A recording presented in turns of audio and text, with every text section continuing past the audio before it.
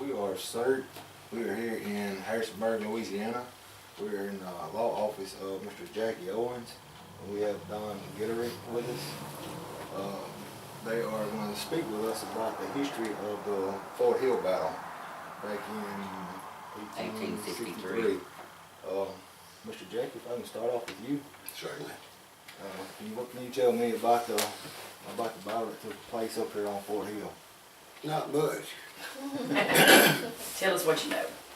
I don't have any written history of it. I've read some, and there was a Colonel Logan who was in charge of the hill in '64. I know that, but he finally abandoned when they moved the capital Louisiana from Monroe to Ellington. I think he had 245 able-bodied men left, and the Union was garrisoned down at Trinity at Johnson. And they had approximately 13,000 men marching to take it. But they had enough guns up there and big cannons that they couldn't traverse the river. They could get in shelling distance of the town, but they couldn't reach the hill. And I know very little about the 1863. That's when they made it. In '72, they put the annex on the store, and they dug up all kinds of slips and tools, dirt tools, that they made all those breastworks around the hill. But then Farragut's boats would get to the mouth of the Washita, and there's some written history on the offer of terms of surrender. They sent Colonel Logan an ultimatum to had 30 minutes to get the civilians out of town, or else they were going to open up on them. He sent a little note back and said the civilians have long since been removed. Come forth and get your just deserts.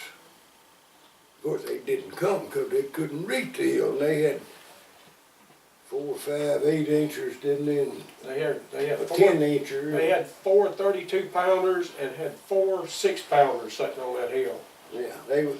Okay, can y'all elaborate on what the 4-pounders and the 6-pounders are? Well, you have the different size. That was the size cannonball they basically shot. Okay. You have a 6-pounder, which is about 6 pounds. You got a 4-pound ball, which is real small, but a 6-pound is about that size. Now, you had them even larger. You had 13-inch ones. I think they may have had 11-incher up here too. After the war, they moved it all to Vicksburg, what they didn't smelt down. But as far as the Confederates had them outgunned. They didn't have them outmanned, but they had the altitude and the landscape to hold them. The only thing you find a significant amount of cannonballs and debris is in this McGuffey field just below Harrisonburg. That for years they've been plowing up canister rounds and artillery rounds and stuff in that field. Lots of broken and grape shots and stuff. We think that's where they sighted in their guns. Basically, we don't know of any battle that was fought there, but it's evidently they sighted guns in pretty regularly. Well, what I've researched, also what I found out, and I was told there's a brick house over close to the river here, that they had a gun emplacement because at that particular time the gunboats were down below and couldn't shoot, so they could actually shoot down at the boat. And there were actually snipers were shooting through the portholes of the gunboats when they were coming by. They would shoot up in there and ricocheting around in the building. That's some of the accounts I've read. And like you was talking about Trinity, that was a pretty good fort right there. Well, it's on a peninsula. Right, right. So it could be protected by the gunboats. That's where their garrison was staying. And there's some reference to the Farragut's gunboats coming up to Washita, and Colonel Logan or whoever was in charge, he had 2 mobile field guns. And they had hook them to their horses and drag them out to the point and wait for the gunboats to come up, and they'd fire on them a few times, drag them to the next point. They'd do that all the way up there. It's about a 20-mile trip. And the report from Farragut's gunboats was the Confederates have fortifications in every curve. Don, I know you done reenactments here, and you done up on your history. What can you tell us about the battle and Like Mr. Owens said, they evacuated this fort. Mainly it was a river battle, land battle. And they would park at what is it, Brushley Bay down here, what's called Brushley Bay. That's where they stopped, which is about a mile from town, ain't it? And that's where they would shoot. Bushley Bay, Bushley. but locally it's referred to as Bushley Bay. Okay, that's where the gunboats stopped. They were pretty much out of range of the fort.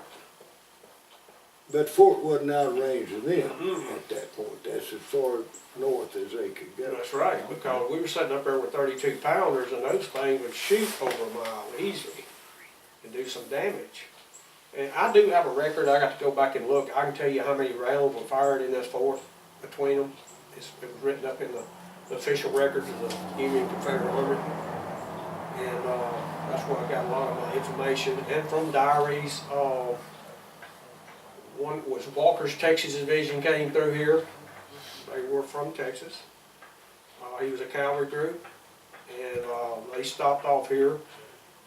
My group we portrayed here was Benton's Bell Battery, which was out of Monroe. He was an attorney, Thomas O. Benton. I don't know if you've ever read anything on Thomas O. Benton. But when the war started, the churches brought their bells and smelted them down and made some guns. And that's how he became the Bell Battery. He was one of the last units to surrender at Grandin Corps over here. That was the last battle he was in. Came back to Monroe, was an attorney the rest of his life. That's who we portrayed on that. I've got a weird kind of question, but there may be some people out there like me. What started all this down here? What do you mean? As far as the war, what brought it down this way?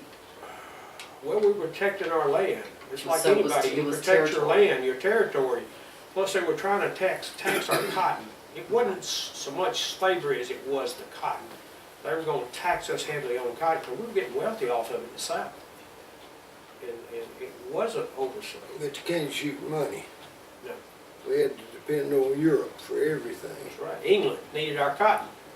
And you're talking about Texas Cavalry. My information was that they sent 1,000 Texas Cavalry from Ellick to reinforce Fort Beauregard. Right. But they met them out around White Sulphur Springs. They'd already Correct. spiked the guns and abandoned the fort. Correct. And it was only 1,000 of them. 13,000 Yanks had made it around Bursley Bayou.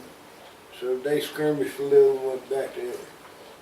So the battle, there was no real battle in or around White Silver Springs. That's just where they met them at, right? No, it was some skirmishes. Just some scrimmages. It's called a skirmish. It's not a real big major battle. They just shoot at each other and then run, you know? So death probably did occur out Because there. like he's talking about, the Union troops were coming up from all angles trying to strangle them. And like he said about the springs you were talking about, White Sulphur. that's all true there. I've read that. See, we don't live too far from there, and we had heard that, but nobody could tell us anything about Well, it. And that's when he said White Silver Springs. That's why we kind of all looked up, because we've been asking around about, you know, how did the battle from here or there get to White Silver Springs? They were coming out of Alexandria. That was part of the Red River campaign. Out of either one of y'all, do y'all have any records stating that a ground battle actually took place here? Not a ground battle. Not that I know of. Not that I know of either. I haven't found it anywhere. Like I said, it was just mainly skirmishes. So Colonel, at some point, we know that Colonel Logan and the ones under him fled. Yes. Yes. Okay, can you get into that a little bit with us? What I've read they were getting close, they evacuated the fort. They came back and was back in the fort again, then they evacuated. The report I got, you may have heard this, that Columbia, which is what, 40 miles from here? 30 by car. So they met some slaves leaving town on the, I guess you call it the old Columbia Harrisonburg Road. And they ran across them and they told them that, that the fort had evacuated and they thought it had been captured. Well, when they finally got here, they looked and the flag was still flying over the fort. They hadn't evacuated that particular time. But you could actually hear the guns firing in Columbia from here. You got to take in mind, you don't have the pollution you got in the air now like we got around here, all these machines running, and because sound would carry, and most of that was taking place at night too. Some of it was taking place at night. But there was also a second time that they abandoned, right? Correct. The last time they were watching the Union pretty close, and they had something like 16,000 garrisons at Trinity. They marched 13,000 of them, and it's I have a colored map made by PGT Beauregard, I think it's in the museum, showing the route they were coming around Hawthorne's Road to intercept Fort Beauregard. But with 250 able-bodied men, all you do is dig pits, spike the guns, and drop them in there so they can't use them. And that's what they did. Well, we had heard reports that the town had got shot up. If they didn't have a battle, what was the sense in shooting the town up? Oh, they did shoot the town up. They shot, there's a hole in every building here. A lot of it was undershots too, because the elevation of the river, they were shooting at the hill. They're shooting at the hill, but they're And hitting some of the them town. would drop instead of hitting the hill, because you're 90 foot high. It's a 90-foot hill. And that fort was a triangular shape. In ORs, it said there was a map drawn of the fort, but it cannot be found. Somehow it got lost. It's still right where it was. Oh, it isn't. I can get up there and visualize where everything. You know where the have you read the deal about where the CCC guys went in and found the cave where they kept the ammunition? I know where it is. I do too. I think But I it's do. been concreted over, Correct. kind of like the Holloway house. Is it? It's unsafe. But Huh? there was nothing in it except burnt corn and Right, a few right. supplies that they had abandoned. I've always heard it was under the bathroom. That's not, I can't No, see that no. happening because it points toward the river. Why would you put your ammunition dump at the river? It's on the back side right here. Where the restrooms are was the old Confederate amphitheater. Not as big as the one they have up there now. And on the southeast corner of the Right. amphitheater, It's right there below the hill. right, goes and away from the guns. So right, you can see where it's been, and that's the way they did all your places. They would cut it like what am I trying to say, a U shape into the hill. It was slope. And that's where we're talking about where it's at. It's been concrete. Concrete, it's still there. Okay, You I know. want to go up there and see it, sure, Let's- see if I'm right. Let's That talk sounds about good. the importance of the Capitol in '84 in Harrisonburg. The capital was in Monroe. But as far as how the war was going, Lee made his last aggressive move at Vicksburg. They had to have a win for France and England to recognize the Confederacy. And of course, if you could knock out the capital of a state, that was significant. And they moved it from, well, New Orleans fell immediately without a fight. From Baton Rouge when, what was it, Morgan? Right, No, in not Jackson Fort. and Morgan, Fort just above Baton Rouge. it held. Phillips, it's Phillips and Jackson on the river there. But this was the next stopping point to stop the gunboats from going up the Washita. And when they saw that they couldn't hold this, they moved the capital to Elliott because Red River had log jams. And then they moved it to Shreveport. But wasn't it supposed to be coming here and it lost by one vote That was way before the war. before the war? Okay, what It was a big years are we riverboat talking? town at that time. Okay. They voted out alcohol and gambling, and it shriveled up. I think we've got 3 or 4 less people than we had during Civil War right now.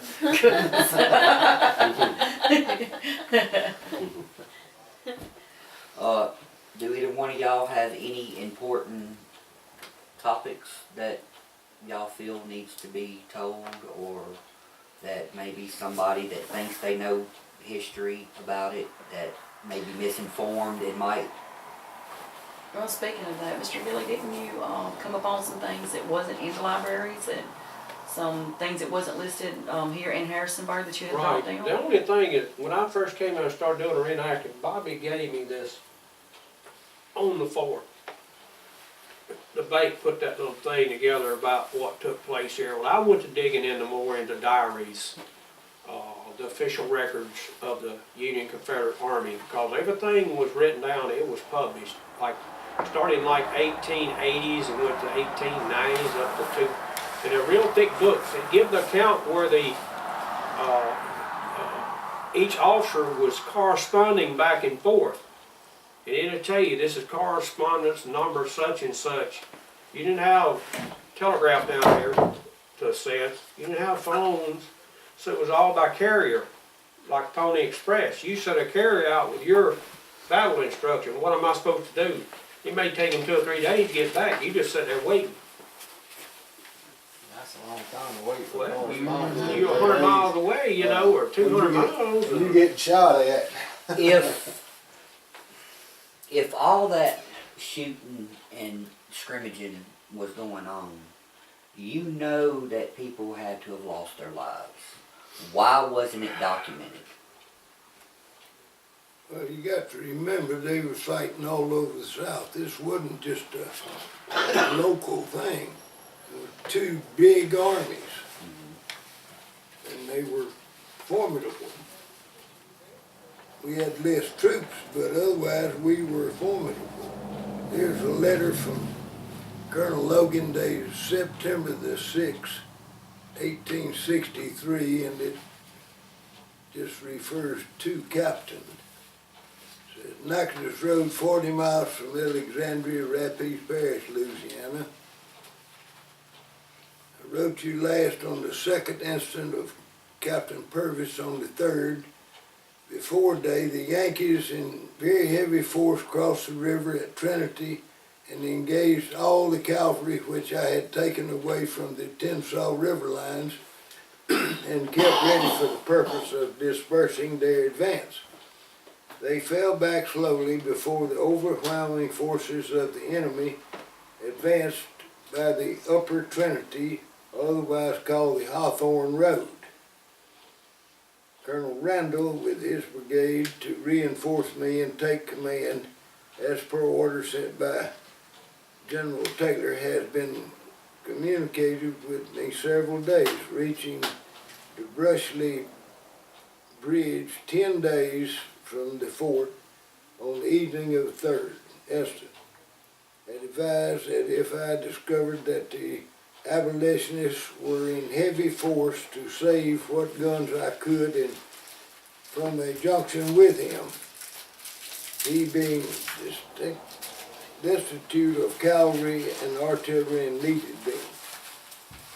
The enemy are probably 15,000 strong and have been following him up the last accounts when he was encamped within 5 miles of them. I could not feel assured of very heavy forces of the enemy until the afternoon of the 3rd.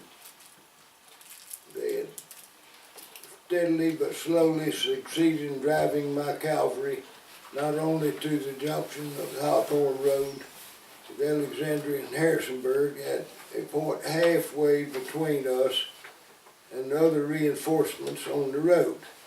thus cutting off communications between Colonel Randall and myself, but pressing on nearly 2 miles nearer to the fort.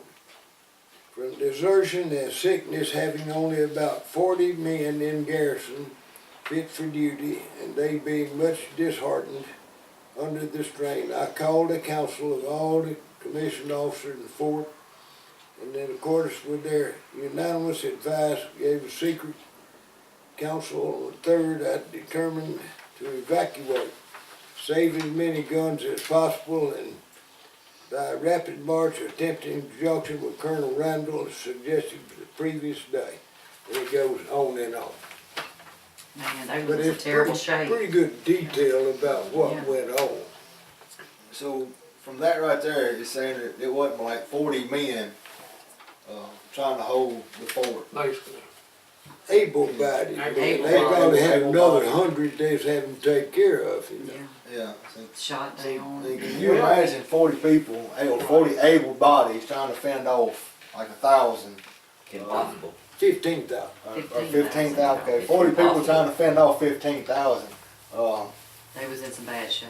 Yeah. Well, the thing about that too is you had the cavalry around here. They were well groomed. They knew what they were doing. Walker's Texas Division, one of the best scouting parties and fight machines around here. And you got to realize the shapes of the roads, what they were in. That would slow you down to a point to get point A to point B. And you sit up on a hill with 4 32-pounders looking down your throat, and you got 6-pounders up there. I was reading in here one of the articles that on May the 10th at 2 p.m., naval officer, like you said, on the flag of truce demanded the surrender of the garrison. George Logan of the Louisiana militia refused. An hour later, the battle began. Union boats out of range of Confederate artillery fired 150 shells into the fort. Man, That's where it's talking about they were hitting the town. They were actually, Town. so that's where that comes in. And Okay, so like I that's said, why- I've gotten some information. I do know there were shrapnel going fired. What I mean by shrapnel, these shells would explode overhead. 3 men were wounded in this fort up there, but I haven't found anywhere that any of them were actually killed. They were wounded, and I'm sure they were taken out of there. And I do know that the big guns were left in the fort after they evacuated. They were spiked. 2 of the guns, 6-pounders, were taken down to the gunboat that was down there at the landing. They were loaded on the boat and used elsewhere. But the big ones, I've heard rumors, and I'm sure you have, I still believe them guns are on that hill somewhere in one of them castmates. I just believe it, but Bobby said they even got a guy from the state with one of them magnetometers. But still, you got so much sandstone up there, it's not going to give you an accurate reading. Oh, it could be a lot of stuff up there. I know there's an old blacksmith shop on the backside of the hill. Right. The old sloughs and all that were there not long ago. The biggest part of the war took place in Vicksburg, didn't it? That was the key of the, it was the key of the river. That's what Grant was trying to take it. Once you did, they captured Memphis, they captured New Orleans and Baton Rouge, and they had a port, what's the place out of Port Hudson. That was the only 2 remaining forts on the river. Once he took those, that opened the key to the west. That stopped our supplies coming in. The gunboats did go to Monroe. And I read the account they set fire to the courthouse, and I read another account they said it didn't burn down. But I do know there was a big training camp. That was Fort Monroe. Right. Where Forsyth Park is, was where the training ground was for the Confederate troops. But there were other camps. There was also one in West Row, which was called Trinity then. Nobody's ever found that fort. Of course, it's houses all over the place. you can imagine with all the shrapnel going off, all the bullets and going off. You know, I know there's no recorded deaths, but everything happens so fast. You know, just hearing him read that and imagining in your head the extreme, the stuff that was going on that was so fast. there's probably was no time to bury or record how many had died or what casualties took place or fatalities took place trying to get the ones that he could out of there. Not only that, I mean, we all know that the medical field was not as advanced as it is today. I mean, if you got shot in the arm, they took They just your cut it arm off, off. yeah, You got they shot, cut it you know, they would just take off a limb. Well, you have to And remember several this died. 64 campaign was the Red River campaign. And the Confederates Kicked their were butts. unbeaten. They kicked their butts all along that Red River. They marched up Red River, took Ellick, and was gonna take Shreveport, It didn't work. and, they had Pleasant Fort Hill. Humbug up there. They had a bunch of big black logs painted up, looking like cannons. Well, let me ask you a question. But they- Really? Y'all They might, didn't make it. Hold on. The Farragut gunboats didn't make it to Shreveport because Confederate cavalry ran through them like a dose of sauce and But run they them had- all the way back below Alexandria. They had logs painted up like cannons? Yeah, Yeah. Fort Humbug, where the So they- Veterans Hospital is over there, Yeah. that was a fort. And they painted logs to look like cannons. They carved them, look like cannon barrels, and they got scared. And They that one took them. company that would march around the rim every Yeah. hour. So Yeah. the Union think See? it was full of Confederates. Mm-hmm. So they Man. buffaloed them with a bunch They of did those old buffalo 'em. trees. Of course, they were gun shy, because we had already, when they started retreating from Shreveport, we hit them at Mansfield, the state park. Worst defeat they had suffered anywhere Then we hit them again other than the Second Battle of Manassas. in Pleasant Hill. We hit them again. Banks got his butt kicked all along that river. He couldn't get back south fast enough to New Orleans where it was safe. That's when Bailey's Dam was built. That's when the river started falling. They were getting scared they're gonna get captured. Now how does the song go? They run to the briars and they run to the brambles and they run to the places where the rabbits couldn't go. That's just the way they were And so going. They were fast getting that the hounds butchered. couldn't catch them. uh, Down the Mississippi through the Gulf of Mexico. there, we're working on, That's fine. we're working on getting into, we're actually gonna do it next month, the Colfax riot. It was based around the Civil War, That was just afterwards. just afterwards. Do There's you a know plaque, anything about it? not more than the plaque. Okay. There was 100 and something blacks killed and 5 or 6 whites. It's all on the plaque at the courthouse square.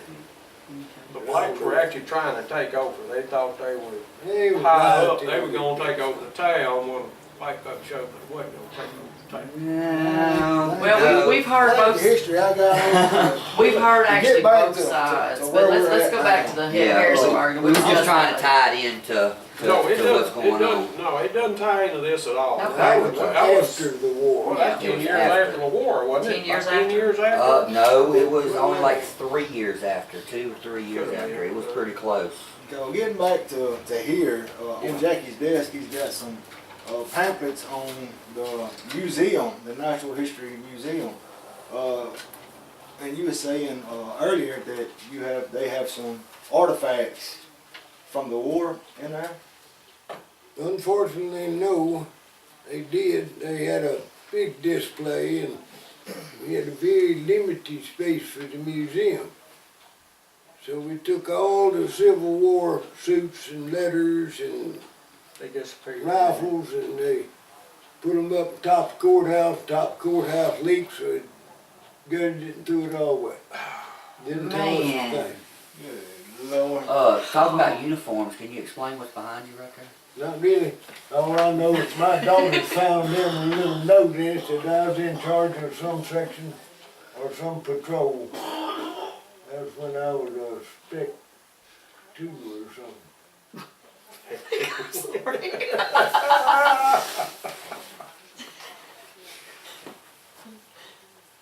Well, that, you know, you already know this. I've heard that they can't prove it to a point, but Harrisonburg is older than Natchitoches as a settlement. That's always been an argument there. Am I right or am I wrong on that?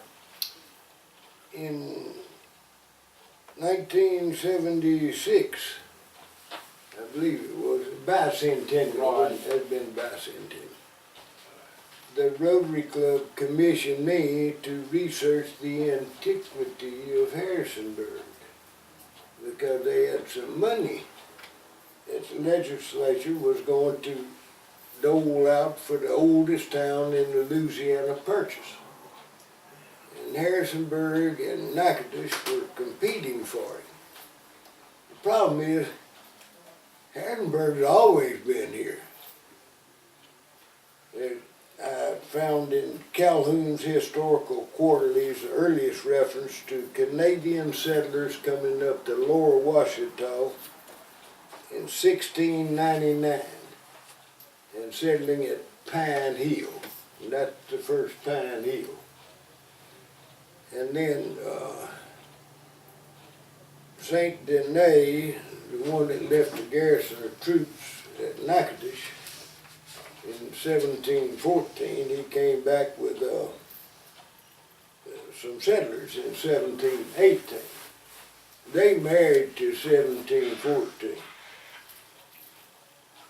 St. Denis had a map maker that made a map of Harrisonburg on the way to Natchitoches. But he forgot to date it. Oh, man. But it shows S.E.R.T DeVille Mall's warehouse, big warehouse, size of that courthouse, right where the courthouse is now. So we decided we could go to France and get the franchise of when S.E.R.T DeVille Mall, he's a big fur bearer trader, you know, Right. like Exxon is to the Right. United States. And just across, they showed a little settlement of Villemont Prairie. Just straight across the river from here, and S.E.R.T DeVille Mall warehouse was here. So we argued with them about it. We couldn't prove up anything, and old lady Kate Wallach, my law school librarian, I called her for help. She said, "Oh, you're in luck. I'm going to France just next week." Said, "I'll go read the old archives, the old scrolls." She said, read Renee's and Tony's, St. Tony and St. Denis, a bunch of stuff back with a little conclusion. The history of the Lower Washita is very obscure. Oh. But she did find the map that was in Tonte's memoirs. So I got the clerk over here to write the clerk in Paris to get us S.E.R.T DeVille Mall franchise. We'd write them in English and they'd write us back in French. Oh, no. Yeah, find an interpreter. And that went on for several years. And finally, one of my friends had an ex-wife, lived in Paris. She went and found it 1712. Is when S.E.R.T DeVille Mall got his franchise. Now, I don't know when he built the warehouse, but it was probably already built in 1712. Well, Mr. Jackie, we've really appreciated you sitting down with us and talking to us. I've enjoyed this history lesson. I've Getting Oh, history. And by the way, the legislature did not designate Natchitoches as the oldest town. Really? No. They had two bills in, one to be designated the oldest town and another one for their money for a museum.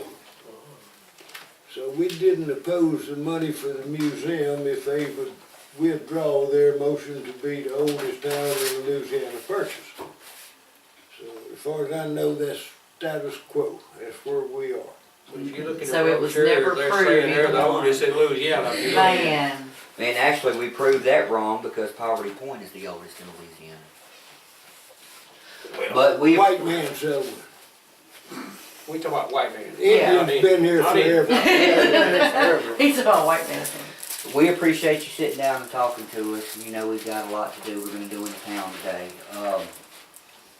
Is there a possibility we could take a look inside the museum before we leave? It's wide open, first floor. Okay.